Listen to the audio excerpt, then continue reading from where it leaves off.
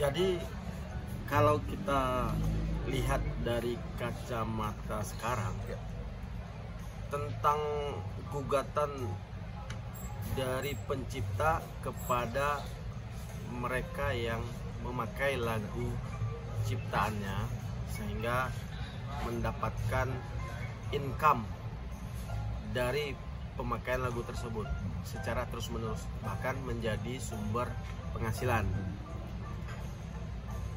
Dulu saya pernah melakukan hal yang serupa, yaitu menggugat salah satu artis yang mana lagu ciptaan dari klien kita dipakai tanpa izin, sedangkan hak eksklusifnya itu ada di klien kita.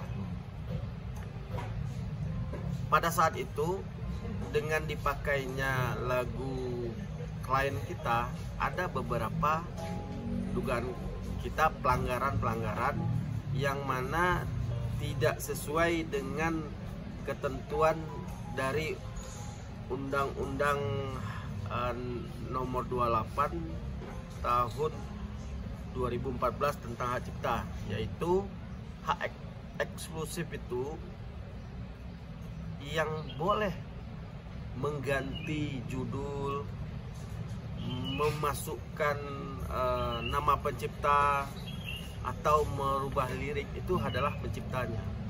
Maka karena itu kita diminta sebagai penyanyi, sebagai pembawa lagu, lebih memahami tentang undang-undang hak cipta ini, karena di sana syarat-syaratnya sudah diatur.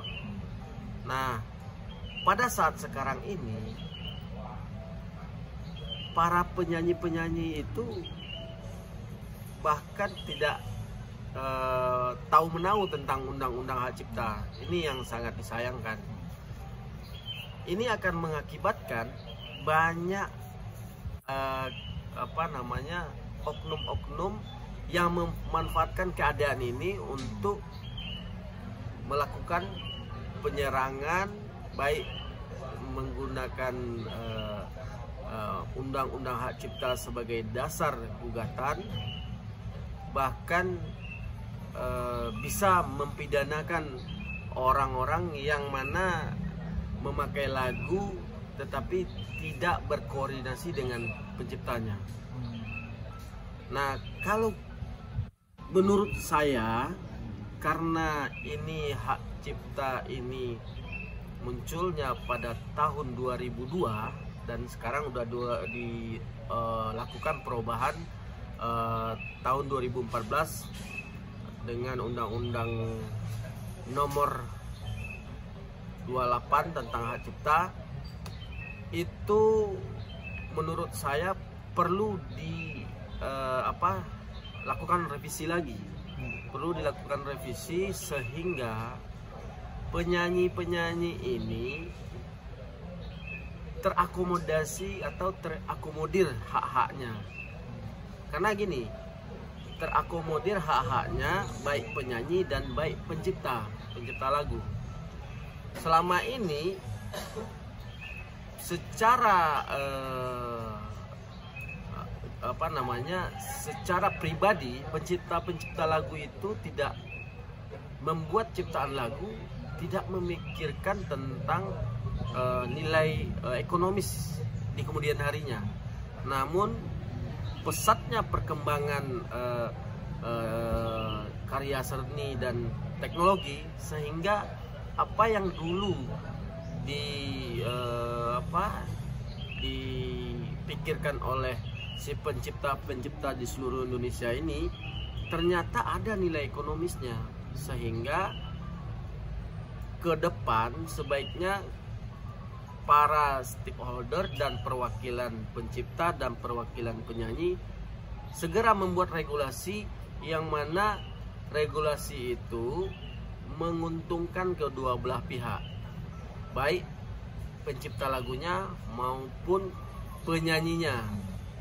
Karena di dalam pentas atau IO dalam konser itu penyanyi tidak tahu lagu siapa yang akan dibawakan. Rata-rata itu pasti sounding atau briefing dari penyelenggara, dan si penyanyi pun memiliki lagu andalan.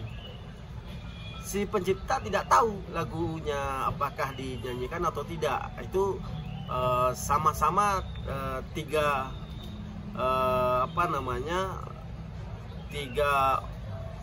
objek yang berbeda ini membuat segera regulasi bagaimana supaya ini saling menguntungkan, seperti itu. Sampai detik ini banyak artis-artis yang udah papan atas memang secara karakter mereka tidak bisa buat lagu. Mereka hanya bisa mengcover lagu-lagu yang udah hit. Bahkan kalau mereka buat lagu malah tidak booming gitu. Itu udah ada seperti itu. Dan ada juga pencipta,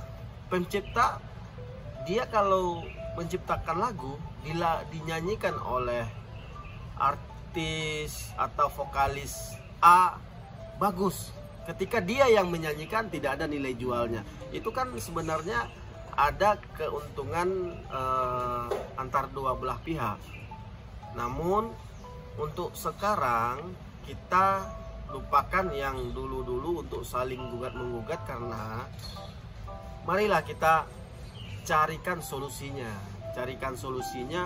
Bagaimana tiga objek perkara ini, badan ini bisa menyatu dan bisa saling menguntungkan dalam memakai sebuah lagu yang mana walaupun itu bukan lagu milik si penyanyi, tetapi IO dengan pencipta mendapatkan nilai ekonomisnya tanpa harus penyanyi memikirkan ke siapa akan dibayar royaltinya, seperti itu.